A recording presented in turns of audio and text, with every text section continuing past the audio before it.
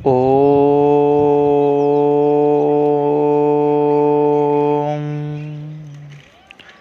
श्री गणेशाय नमः। श्री गुरुवर चरण कमलेभ्यो नमः। जिनके सुमिरन ध्यान ते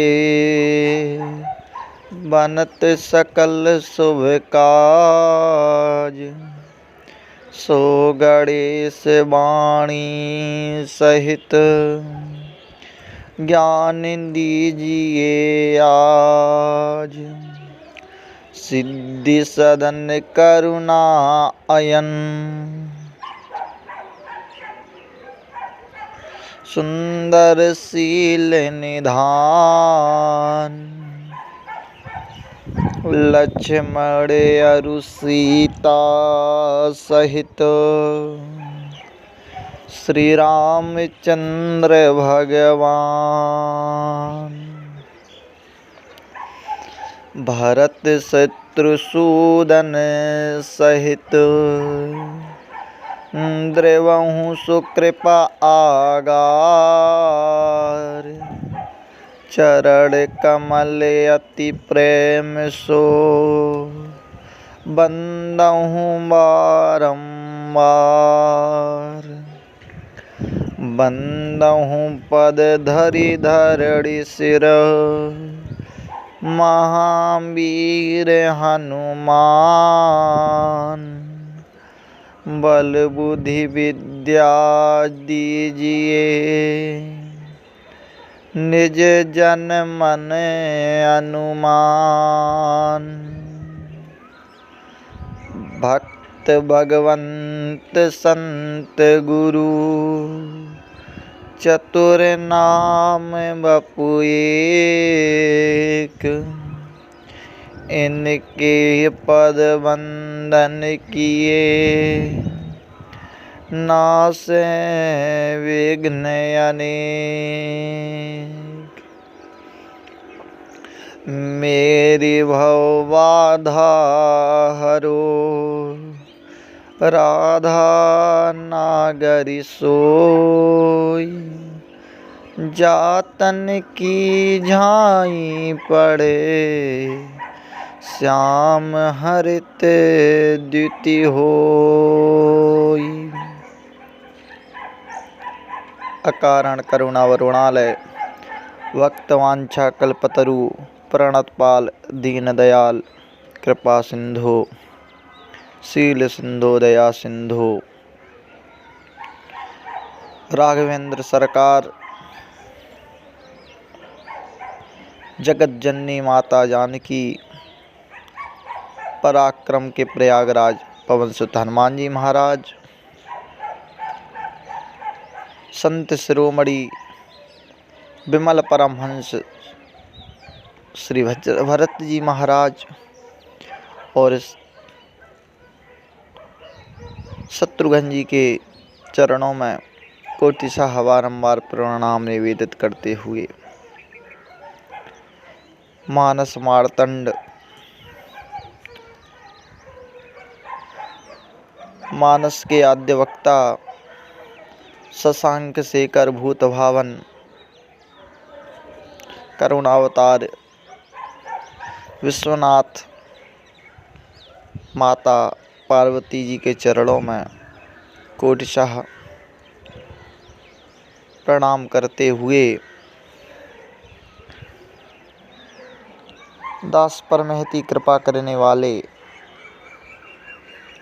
शिव स्वरूप प्रयाग वाले गुरु जी को बारंबार प्रणाम करते हुए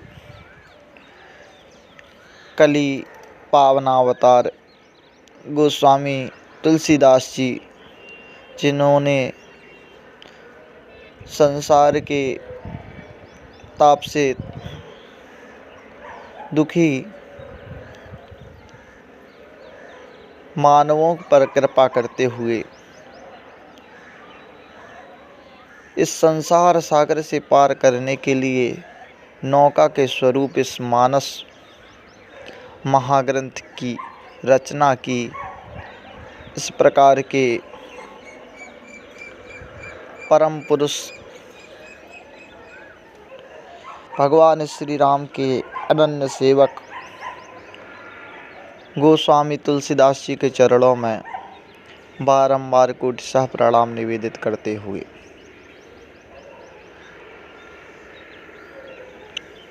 समुपस्थित अनवरत नित्य सायंकाल में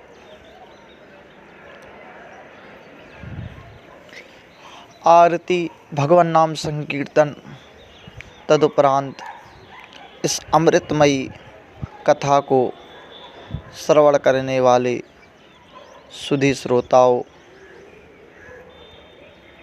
अपने अंक में ध्रुव, कृष्ण, राम, प्रहलाद, शिवाजी को सुशोभित करने वाली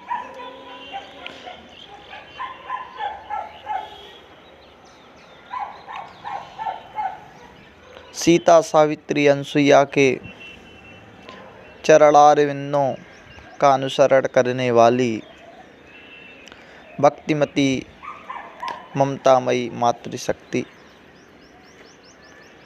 और होनहार बालकों, भगवान श्री राम की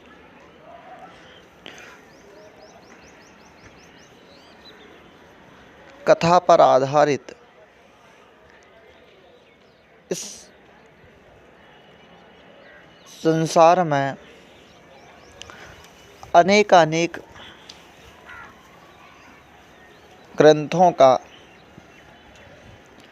अनेक भाषाओं में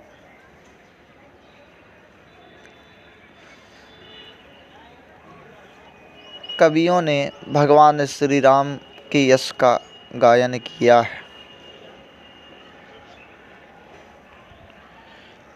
किंतु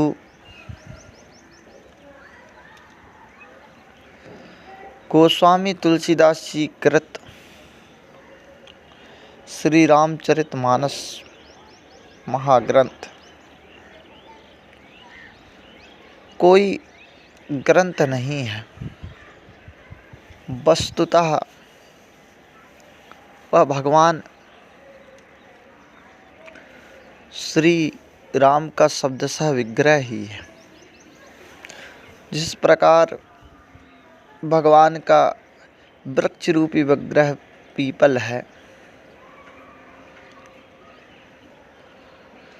उसी प्रकार भगवान शब्द के रूप में जब हुए तो हम मानस के रूप में संसार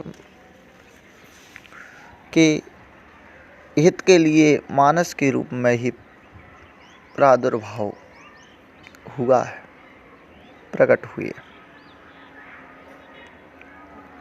इस प्रकार की महान उपदेश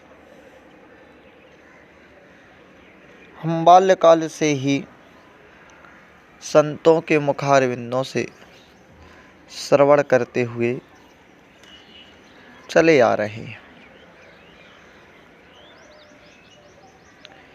भगवान गोस्वामी तुलसीदास जी महाराज ने संसार में दिग्भ्रांत मानवों के लिए उच्च कोटि का जो विचार प्रस्तुत किया है, जो आदर्शता रामचरितमानस में दृष्टिगोचर होती है, मर्यादाओं की जो महिमा मानस महाकाव्य में है, वह अन्य किसी के भी ग्रंथों में कम ही दृष्टिगोचर होती है।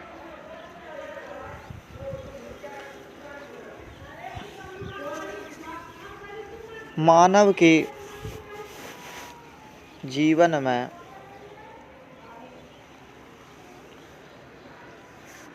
मन का निर्मल होना बड़ा ही कठिन है। भगवान का मिलना उतना कठिन नहीं है जितना कि उसकी योग्यता मानव के अंदर आ जाए। हमारी योग्यता में ही कमी है। भगवान तो सर्वव्यापी है, हमें अनुभव ही नहीं होता है कि भगवान है। कम हमें अनुभव में आता है। यह तो कभी किसी पर संत कृपा कर देते हैं, तब इस प्रकार का भाव सत असत की बुद्धि मानव के अंतःकरण में प्रस्फुटित हो जाती है। सत्य किसी भी प्रकार का तर्क तथ्य नहीं मांगता और कोई किसी को सत्य समझा भी नहीं सकता और वह किसी के समझने की अपेक्षा भी नहीं रखता, क्योंकि सत्य तो सत्य है। आप उसे कान मूंद कर या आंख बंद करके झुठला नहीं सकते। उसी प्रकार हम नित्य देख रहे हैं कि सत्य शब्द संसार में 3 शब्दों में प्रयुक्त हुआ है। एक, लोग कहते हैं माँ का प्रेम सच्चा होता है, अर्थात प्रेम के कई रूप आज के वातावरण में मिलते हैं, पर जो सत्य की कसौटी में सच्चा उतरा ऐसा कोई प्रेम है तो संसार ने इस बात को माना कि माँ का प्रेम सच्चा होता है। लखनऊ के एक बहुत ही अच्छे शायर थे। उन्होंने आधुनिक मानवीय परिवेश को देखते हुए एक शेर लिखा। शायर लिखते हैं कि मुझे इश्तिहार सी लगती हैं मोहब्बतों की कहानियाँ, जो कहा करे सो न सुना करो, जो ना कहा करे सो सुना करो। छोटी सी बात में बड़ी कह दिए कि जो बार बार व्यक्त हो वह प्रेम नहीं है। प्रेम तो अव्यक्त है, वो तो स्वयं ही दिख जाता है, उससे वाणी के आश्रय की आवश्यकता नहीं।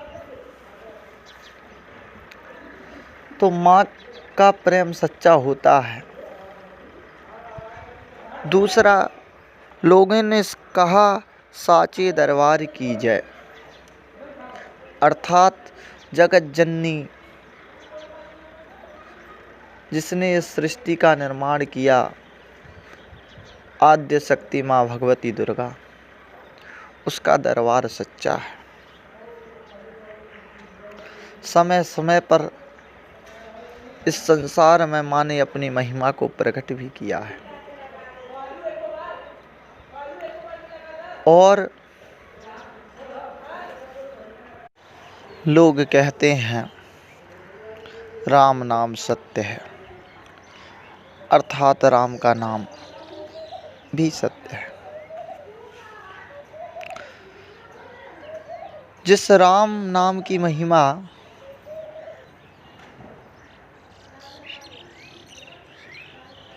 जिसकी बहुत प्रशंसा है, इस राम नाम के विषय में लोगों ने कहा कि राम नाम सत्य है, अर्थात मृत्यु भी सच है।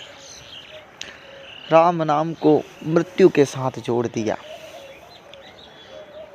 मृत्यु और जन्म, इस विषय में रविंद्रनाथ टैगोर, जिन्होंने राष्ट्रगान लिखा है, उन्होंने कहा कि जिस प्रकार माँ एक स्तन से दूसरे स्तन पर अपने बच्चे को स्तनपान कराने के लिए ले जाती है तो बालक रोता है। उसी प्रकार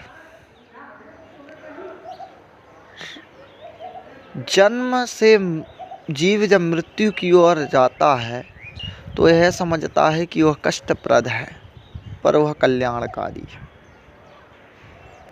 यदि आत्मा को अजन्मा माना जाता है, कहा है शास्त्रों में, तो जन्म और मृत्यु का सिद्धांत भी सत्य नहीं। जिस प्रकार व्यक्ति वस्त्र बदलता है, उसी प्रकार जीव भी शरीर बदलते रहता है। जन्म और मृत्यु का यह संबंध भी नहीं है कि जातस्य ही ध्रुवो मृत्युर ध्रुवम, अर्थात ध्रुव कह दिया कि जन्म है तो मृत्यु ही है, पर जन्म माना जाए तभी है।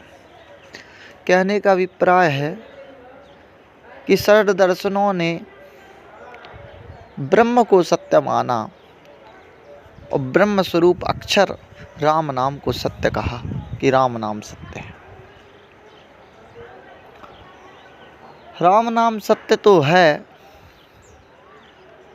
पर किसी के विवाह मंडप में बैठकर आप कहें कि राम नाम सत्य है, तो लोग इस शब्द को वहाँ अपशगुन मानेंगे। लोग कहेंगे चुप रहो, इतने मंगलकारी समय में तुम इस प्रकार की बात कह रहे हो। प्रत्युत मारने के लिए भी उद्यत हो सकते हैं। कहने का अभिप्राय है कि राम नाम भी जब सबसे जुड़ गया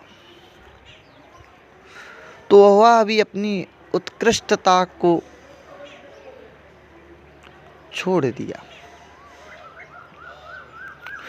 गोस्वामी तुलसीदास जी महाराज ने राम नाम की 9 दोहों में महिमा का वर्णन किया, पर उन्होंने इस बात पर विचार भी किया कि संसार में राम नाम जब शमशान सबसे जुड़ा है तो समाज में उस शब्द का भी निरादर हुआ है। लोग राम नाम सत्य है कहना, सुनना अच्छा नहीं समझते हैं। उसका अर्थ समझते हैं कि कोई परलोकवासी हो गया।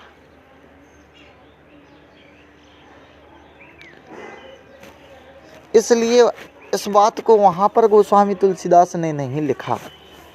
अयोध्या कांड में लिखते हैं कि को ना कुसंगत पाय न साई,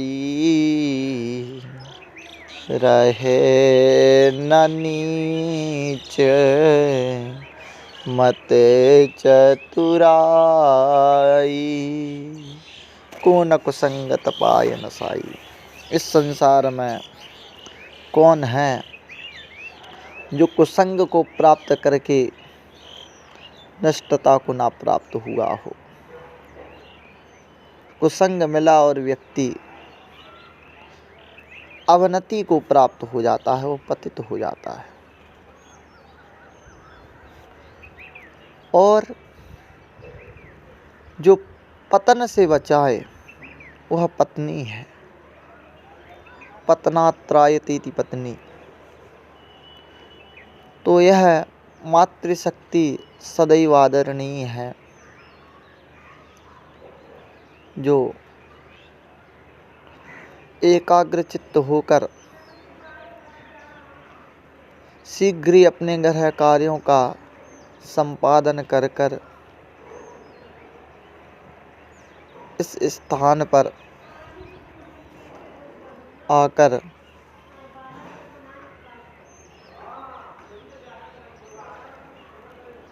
लोगों में भगवत कथा की महिमा को प्रत्यक्ष प्रकट कर रही हैं।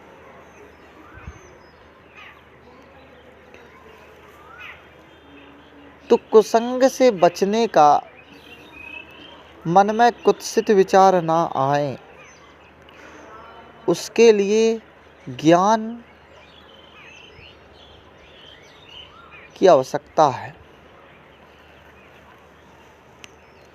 भगवान श्री कृष्ण कहते हैं, हे अर्जुन, इस संसार में ज्ञान के सदृश कोई पवित्र चीज नहीं।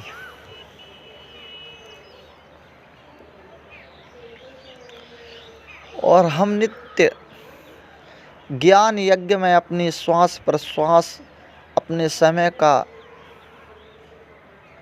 उपयोग करके अपने जीवन को धन्य बना रहे हैं। यह मानस हम और आपके जीवन में ज्ञान यज्ञ है।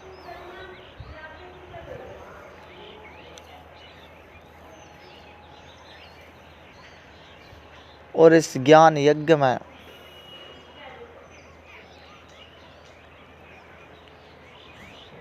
सब प्रकार से समुचित व्यवस्था होती रहे,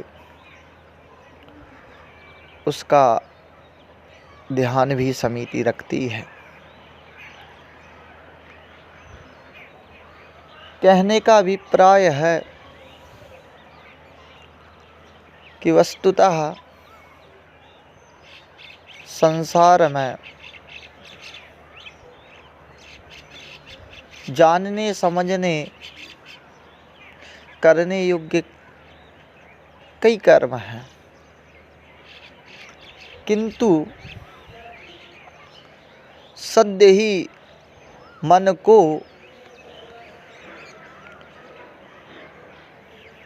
निर्मल करने का कोई सरल उपाय है तो वह है भगवान की कथा।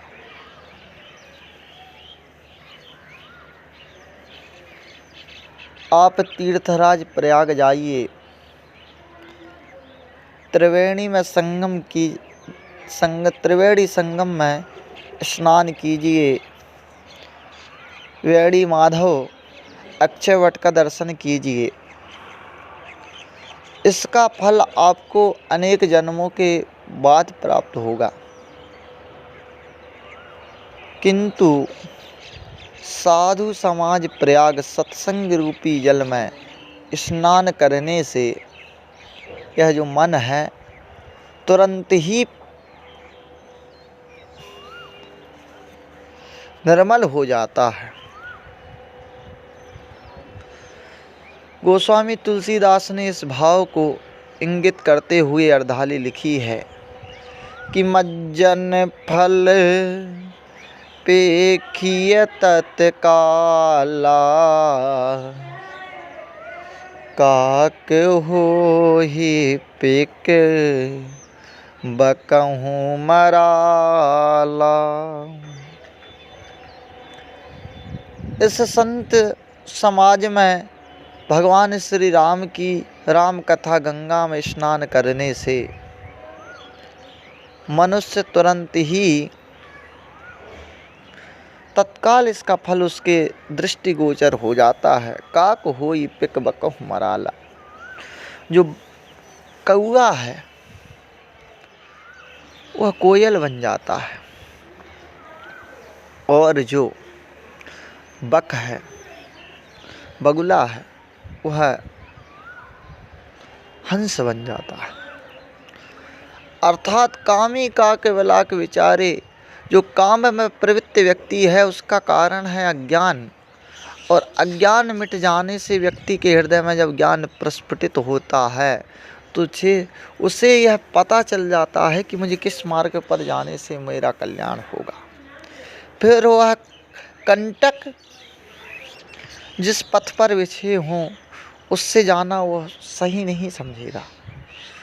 उसी प्रकार जब भगवान गुरु की मार्गदर्शन में शिष्य जाता है, किसी सज्जन के मार्गदर्शन में जब कोई व्यक्ति जाता है तो वह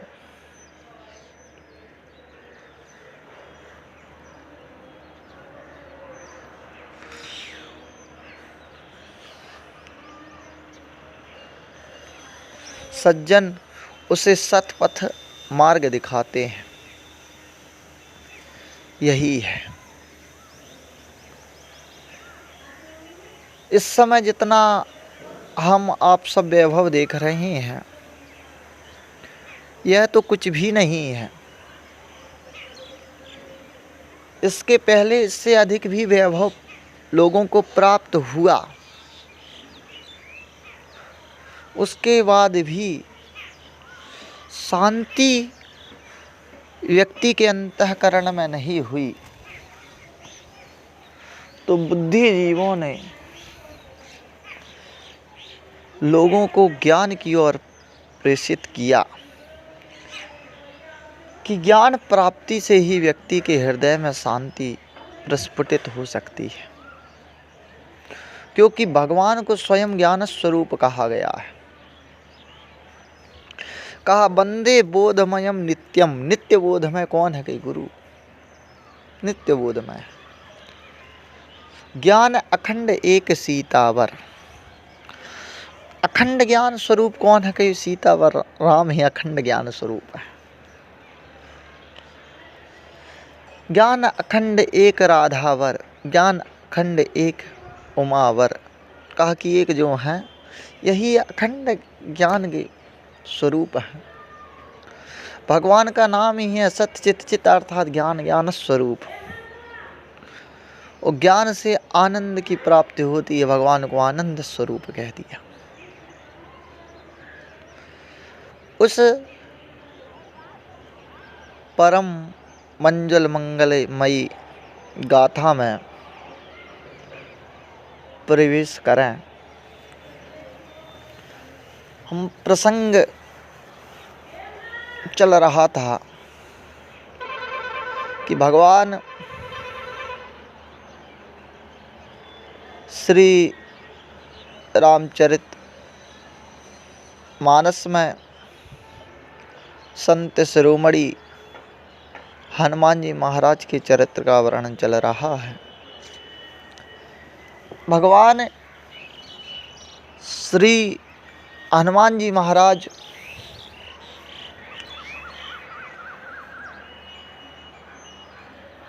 लंका में गए और कई छंदों में फिर गोस्वामी तुलसीदास ने लंका के वैभव का वर्णन किया कि कनक कोट विचित्र मणिकृत सुंदरायतना घना चौहट्ट हट्ट सुवट्ठ वीथि चारुपुर बहु विधिवना। इस प्रकार उसके वैभव का वर्णन करते जा रहे हैं, पर उसके पहले लिखा कि गिरि पर चढ़ी लंका तिहि देखी और कहीं न जाई अति दुर्ग विसेखी। भगवान श्री हनुमान जी महाराज किसी पर्वत पर चढ़ गए, अर्थात ऊंचाई को प्राप्त हुई, और फिर उन्होंने उस लंका के वैभव को देखा। अर्थात यह संसार माया की जो माधुरी है, ये माया को जो वैभव हमारे जीवन में दृष्टिगोचर होता है, यह तुच्छ लग सकता है यदि हम साधना के उच्चतम शिखर पर हों तब।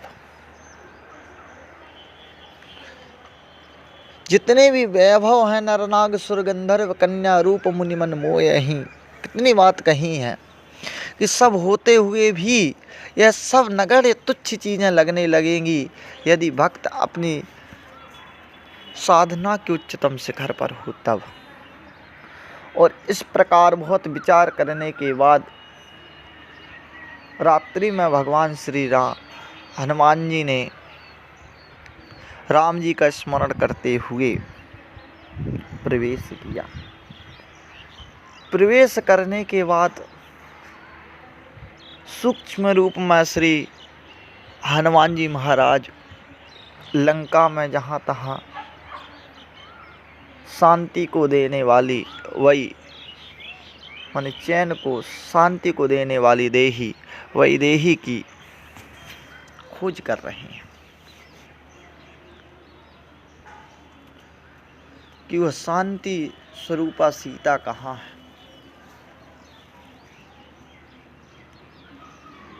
और सब प्रकार से मंदिर मंदिर प्रति करी शोधा, देखे जह तह अग्नि जोधा, गयहूँ दसानन मंदिर माही, अति विचित्र कही जात सुनाही। मंदिर मंदिर प्रति करी शोधा, देखे जह तह अग्नि जोधा। राक्षस थे, राक्षसों का निवास स्थान था लंका, निश्चर निकर निवासा। लंका तो राक्षसों का निवास स्थान था और नाना किस प्रकार की चीज़ें खाते थे। गोस्वामी तुलसीदास ने अंत में लिख भी दिया, गो महिष मानुष धैनु खरज खल निशाचर भक्षहि। नाना प्रकार के मांस का भक्षण करते थे राक्षस। और उनके घर को गोस्वामी तुलसीदास जी महाराज ने मंदिर लिखा। गोस्वामी तुलसीदास ने लिखते हैं कि मंदिर मंदिर प्रति करी शोधा, देखे जह तह अगणित जोधा। गयहूँ दसानन मंदिर माही, अति विचित्र कही जात सुनाही। सबके घर को मंदिर कहा, वो तो ठीक ही है। रावण के भी घर को मंदिर कहा। गयहूँ दसानन मंदिर माही, और जो दिन रात भगवान श्री रामचंद्र जी का स्मरण करता रहता है, ऐसे विभीषण के विषय में लिखते हैं, भवन एक पुनि दीख सुहावा, हरि मंदिर तह भिन्न बनावा।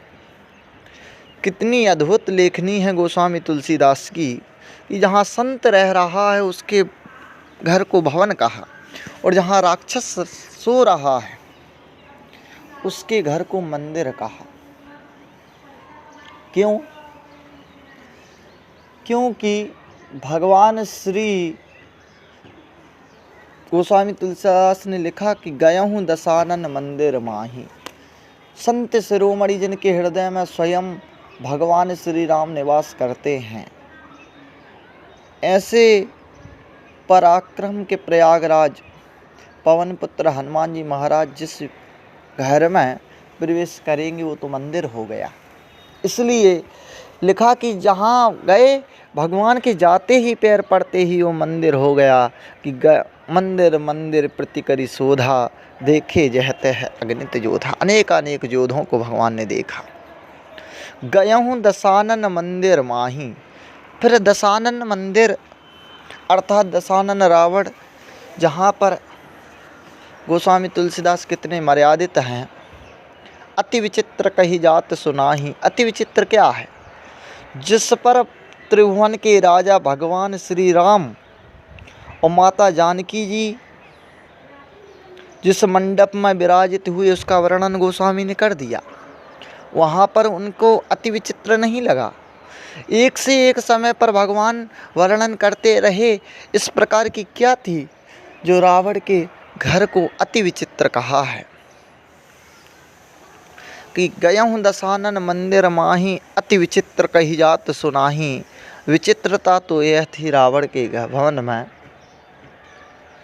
जो गोस्वामी तुलसीदास ने नहीं लिखा, क्योंकि गोस्वामी तुलसीदास मर्यादा रामचरितमानस महाकाव्य मर्यादा का मंदिर है और भगवान श्री राम मर्यादा की मूर्ति हैं। मर्यादा मंदिर की मूर्ति हैं और मर्यादा मंदिर के जो मठ महंत हैं वो स्वयं गोस्वामी तुलसीदास जी महाराज हैं। मर्यादित रहे। वहाँ पर नग्नावस्था में रावण अनेक स्त्रियों के साथ मदिरा पान करके लेटा हुआ था। उस विवत्स दृश्य को देखकर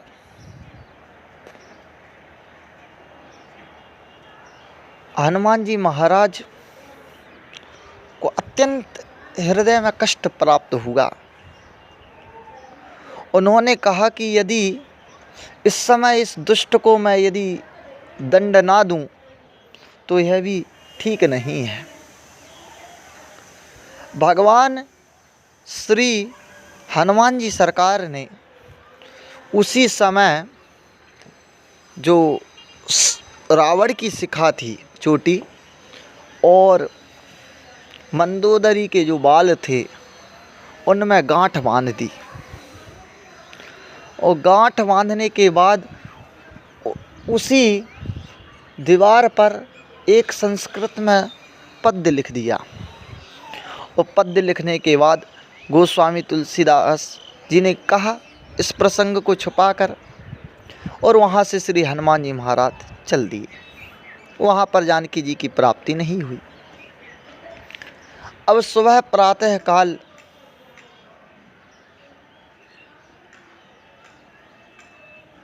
जब रावण जगा,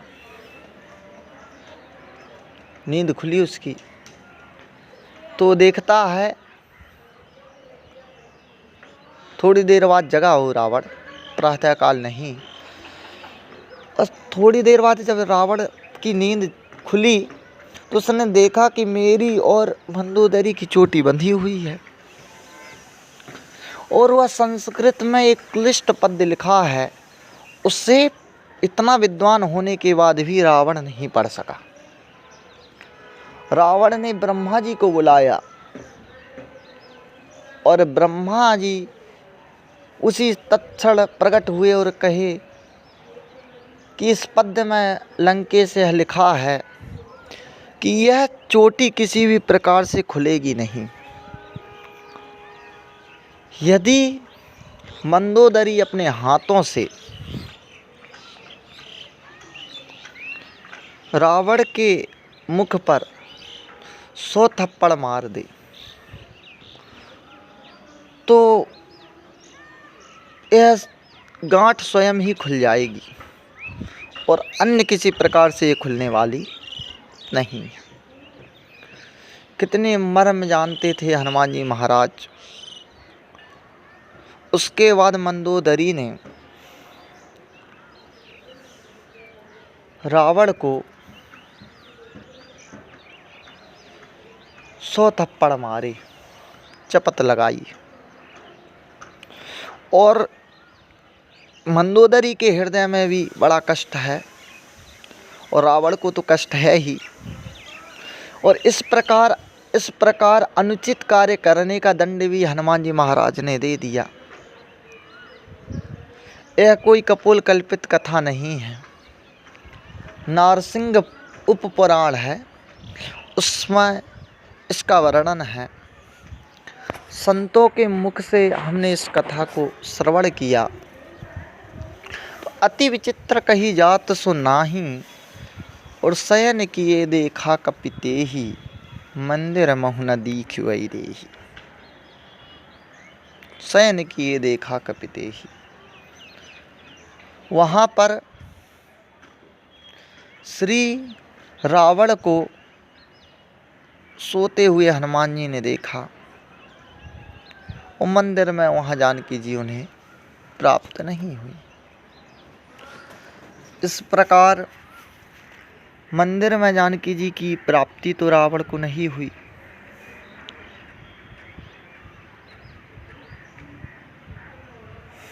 रावण मंदिर में रखा ही नहीं था तो हनुमान जी को सीता जी की प्राप्ति मंदिर में कैसे हो सकती है। फिर भवन एक पुण्य दीख सुहावा, हरि मंदिर तह भिन्न बनावा। फिर हनुमान जी महाराज ने एक देखा और भगवान के हृदय से प्रेरणा हुई। उसी समय पर राम का स्मरण विभीषण ने किया तो हनुमान जी महाराज विचार करते हैं कि संत से मिलने से जब मार्गदर्शन होता है तो इस लंका में भी संत के मिलने से कुछ कल्याण ही होगा। इस प्रकार का विचार श्री हनुमान जी महाराज ने किया और ब्राह्मण के रूप में श्री पवनसुत जी महाराज प्रकट हुए और वेश को बदला है, ब्राह्मण का रूप धारण किया और दरवाजा खटखटाया। विभीषण जी जागे गेट खोला। विचार तो क्या कर रहे थे कि लंका है, न जाने किस प्रकार से यहाँ कोई संत रह सकता है, पर गेट खोला और उसके बाद विभीषण जी महाराज ने वहाँ पर अपनी रहना बताया कि किस प्रकार वहाँ निवास कर रहे हैं। बात हुई और परिचय हुआ। परिचय होने के बाद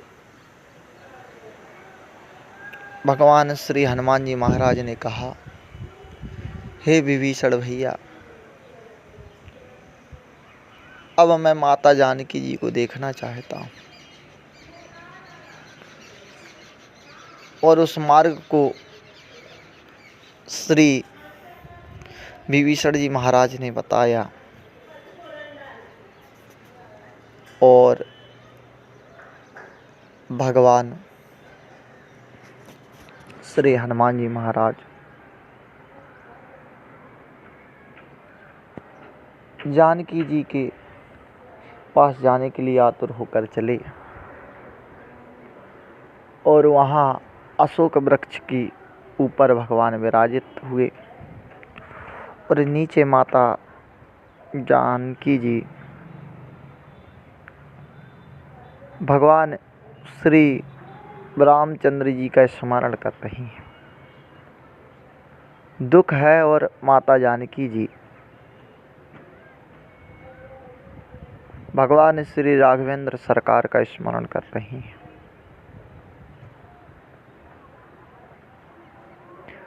कवियों ने कहा कि इस कांड का नाम ही सुंदर कांड है। इसमें सब सुंदर है। सुंदरे सुंदरी सीता, सुंदरे सुंदरी कथा, सुंदरे सुंदरो रावण, सुंदरे किम न सुंदरम। सुंदरे सुंदरी सीता, सुंदरे सुंदरी कथा, सुंदरे सुंदरो रावण, सुंदरे किम न सुंदरम। सुंदर कांड में सीता जी भी सुंदर हैं। सुंदर कांड में कथा भी बहुत सुंदर है। सुंदर कांड का प्रतिनायक का बहुत ही अच्छा अभिनय रावण ने किया। तो विद्वानों ने पूछा कि सुंदर कांड में सुंदर क्या नहीं है। तो सुंदर कांड में जैसे तो सब सुंदर ही सुंदर है, भगवान की संपूर्ण कथा ही सुंदर है, पर बड़े भाव में जाने के बाद, बहुत अच्छे से समझने के बाद विद्वानों ने कहा कि जो माता जानकी जी का विलाप है वह सुंदर नहीं है। माता बैठकर अशोक वृक्ष के नीचे भगवान के स्मरण कर रही हैं।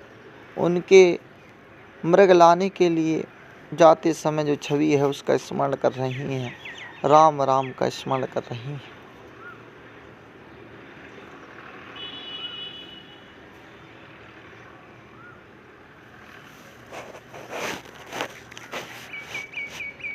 यदि आप यह मानते हैं कि पाप से ही दुख की प्राप्ति होती है, तो आप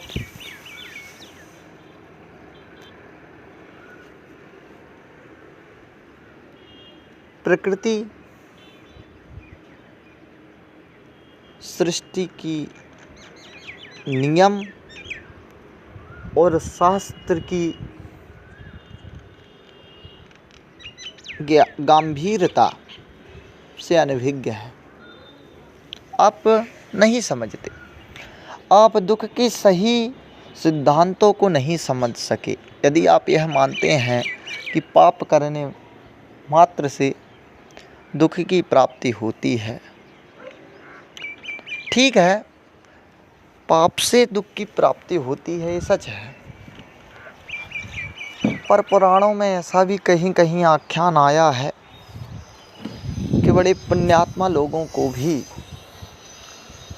दुख मिला और कहीं कहीं बड़े बड़े पापी भी अपने जीवन भर सुख को प्राप्त किए। महाभारत को ही देख लीजिए, धर्म के अवतार स्वयं युधिष्ठिर जी महाराज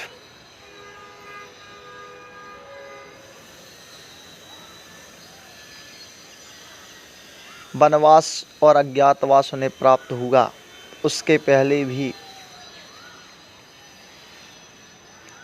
लाक्षा ग्रह में आग लगने के बाद भी वह वन में रहे। उसके पहले भी जन्म के समय उनका जन्म ही वन में हुआ। दुखों को उन्होंने अपने जीवन में बहुत देखा, भाइयों ने भी देखा, किंतु दुर्योधन, दुशासन, शकुनी यह जीवन भर बड़े सुखी रहे। उन्हें किसी भी प्रकार का क्लेश कष्ट नहीं दिखाई दिया।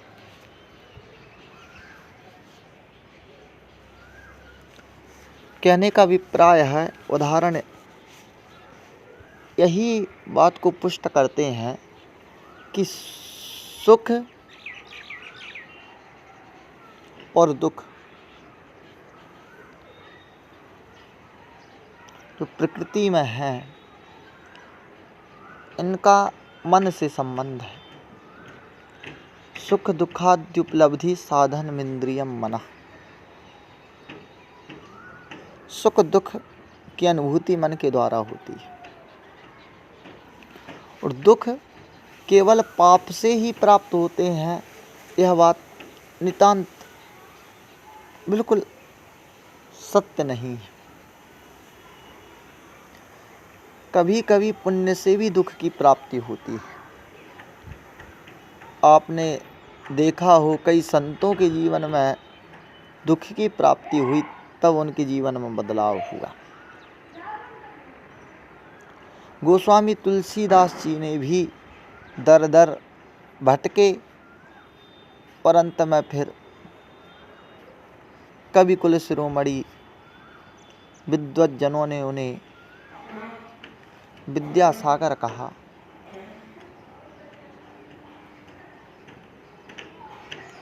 कहने का अभिप्राय कि दुख पाप से प्राप्त होता है, यह बात सही नहीं है। दुख पाप से भी प्राप्त होता है और पुण्यों से भी प्राप्त होता है। किंतु जो दुख पाप से प्राप्त होता है, उसमें भगवान का स्मरण नहीं आता। और जो दुख पुण्य से प्राप्त होता है, उसमें भगवत स्मरण बना रहता है। माता जानकी जी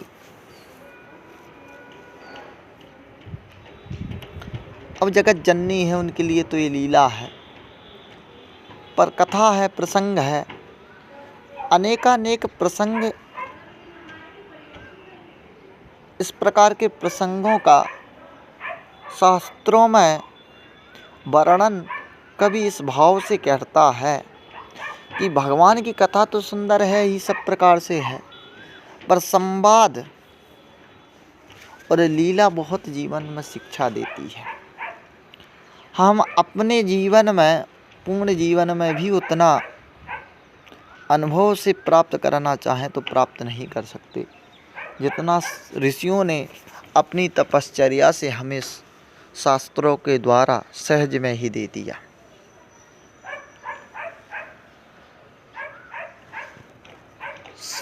हम अपने जीवन में उतना नहीं समझ सकते जितना संत हमें अपने घंटे, 1 घंटे, 2 घंटे, 3 घंटे के समय में अपने श्रेष्ठ ज्ञान को हमारे सामने प्रस्तुत करता है, हमें प्रदान करता है। माता जानकी जी दुखमय हैं, दुखी हैं, पर भगवान का विस्मरण नहीं हो रहा, अनवरत स्मरण चल रहा है। कहने का भाव कवियों का, श्रेष्ठ विचारकों का यही रहा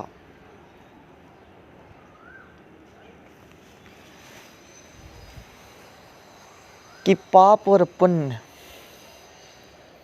यह सुख और दुख के नियामक नहीं है। यह नियम तो विधाता ब्रह्मा ने ही बनाया है कि किस प्रकार का लीला और किस प्रकार का भाग्य भगवान प्रदान किया है, जिसके अनुरूप लोग करते हैं। माता जानकी जी को अत्यंत कष्ट में श्री हनुमान जी महाराज ने देखा। बहुत कष्ट में माता जानकी बैठी, अत्यंत कष्ट में माता जानकी बैठी हैं, और उसी समय रावण आता है अपनी सेना के साथ और अनेक प्रकार से और माता जानकी जी को समझाता है, पर कहता है कि मेरी बात को मान लो, मंदोदरी आदि रानियों को मैं तुम्हारी पटरानी बना दूंगा। एक बार बिलोक मम ओरा, एक बार मुझे देख तो लो। पर माता जानकी जी सती शिरोमणि हैं, पर पुरुष का दर्शन भी नहीं करना चाहती। इसलिए माता जानकी जी कहती हैं, गोस्वामी ने लिखा, तृणेंद्रियोट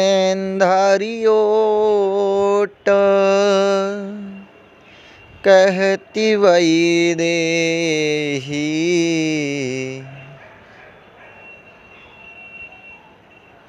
सुमर अवधपति परम स्नेही। तृणधरी ओट कहत वही देही। तृण शब्द के कई अर्थ हैं। तृण का अर्थ पल्लू, आंचल भी होता है। तृण का अर्थ तिनका होता है। तो तृणधरी ओट कहत वै देही, तिनका की ओट किए हुए माता जानकी जी कहती हैं, सुमिर अवधपति, स्मरण कर रही हैं अवधपति दशरथ जी का। अभिप्राय है कि जब माता जानकी जी विवाह होने के बाद अयोध्या पहुंची, तो आज भी हम देखते हैं कि बहू आती है तो उससे कुछ मिष्ठान्न मनवाया जाता है। तो श्री राजा दशरथ जी महाराज ने कहा कि हम सीता जी के हाथ की खीर खाना चाहते हैं। माता जानकी जी ने खीर बनाई, परोसी गई, और खाने के लिए तत्पर हुए श्री दशरथ जी महाराज। इतने में एक हवा चली और एक तिनका उनकी थाली में गिर गया। दशरथ जी जिस थाली में खाना खा रहे थे उस थाली में गिरा। दशरथ जी ने उसे देखा और माता जानकी ने उसे इस प्रकार से देखा कि उनको इस प्रकार की दृष्टि से उसे जला दिया कि उसकी राख भी नहीं हुई। उसके बाद खीर को श्री दशरथ जी महाराज ने खाया, प्रशंसा की। उसके बाद कहा कि मैं एकांत में सीता से मिलना चाहता हूँ। सीता जी के पास जाकर सीता जी आई। दशरथ जी महाराज ने कहा,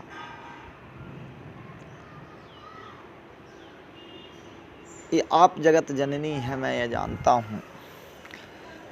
मैं आपका इस लीला में ससुर बना हूँ, पिता समान हूँ। आपसे एक वचन चाहता हूँ। माता जानकी जी ने कहा, हाँ कहिए। कि जिस प्रकार आपने उस तिनके को देखा है उस प्रकार आप कभी शत्रु को भी मत देखिएगा। तो माता जानकी जी ने कहा, मैं आपको वचन देती हूँ कि जिस प्रकार मैंने उस तिनके को देखा अब जीवन में कभी किसी को नहीं देखूंगी। इसलिए तृण धरि ओट कहत वैदेही सुमर अवधपति परम स्नेही। परम स्नेही दशरथ जी महाराज की याद आ गई कि मैं वचन दे चुकी हूँ, वचनबद्ध हूँ कि मैं इसको तृण के समान देख लूँ, इसे भस्म कर दूँ।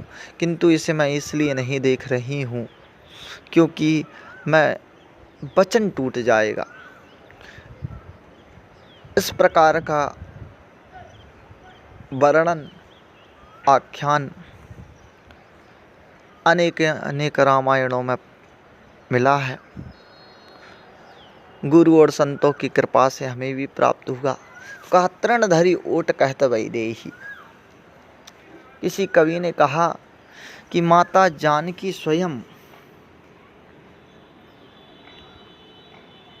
उर्विजा धरती से उत्पन्न है और तिनका जो है उसे उर्विज कहते हैं, अर्थात वो भी धरती से उत्पन्न है। तो तिनके का और माता जानकी जी का भाई बहन का संबंध है और भाई अपनी बहन का सबसे बड़ा रक्षक होता है।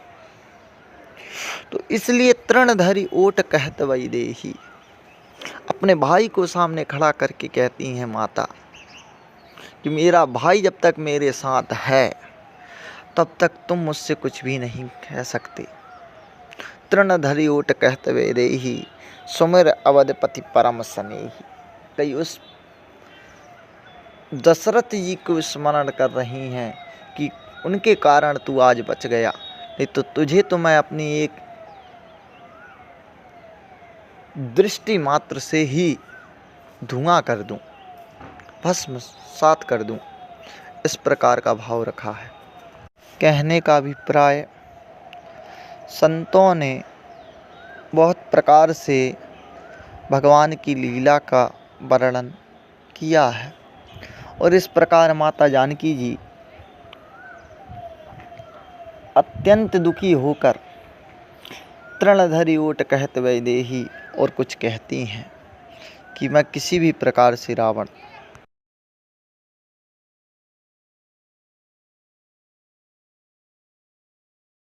ओम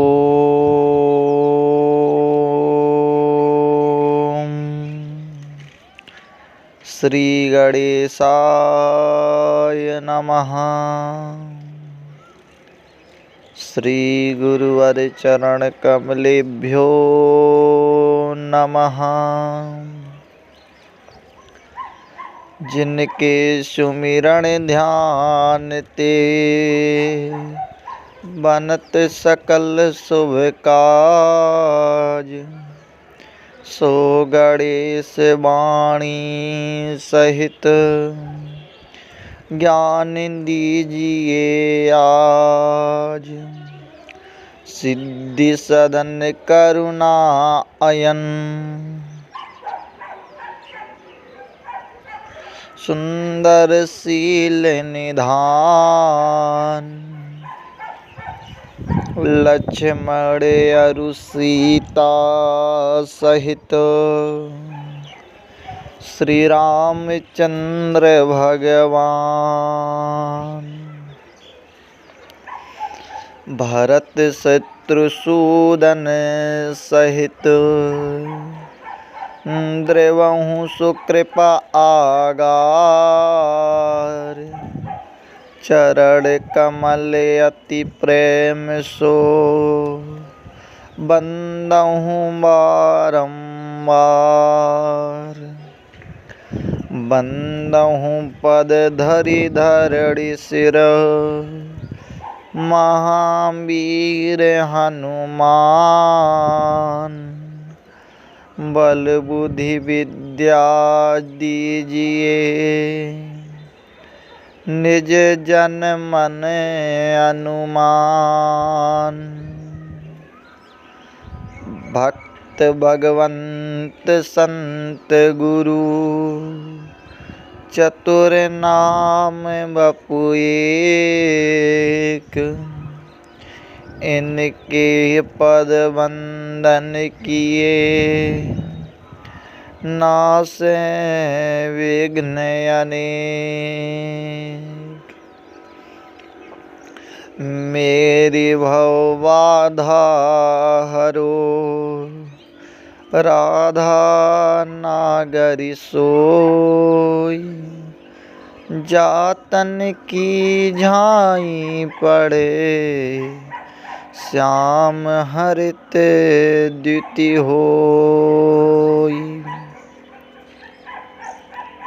अकारण करुणा वरुणालय, वक्तवांछा कल्पतरु, प्रणतपाल दीनदयाल, कृपा सिंधु, शील सिंधु दया सिंधु।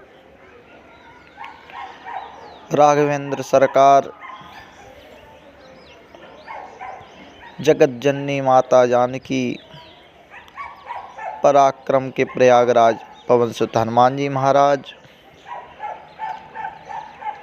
संत शिरोमणि विमल परमहंस श्री भरत जी महाराज और शत्रुघ्न जी के चरणों में कोटिशाह बारंबार प्रणाम निवेदित करते हुए मानस मार्तंड, मानस के आद्य वक्ता शशांक शेखर भूत भावन, करुणावतार विश्वनाथ माता पार्वती जी के चरणों में कोटिशाह प्रणाम करते हुए दास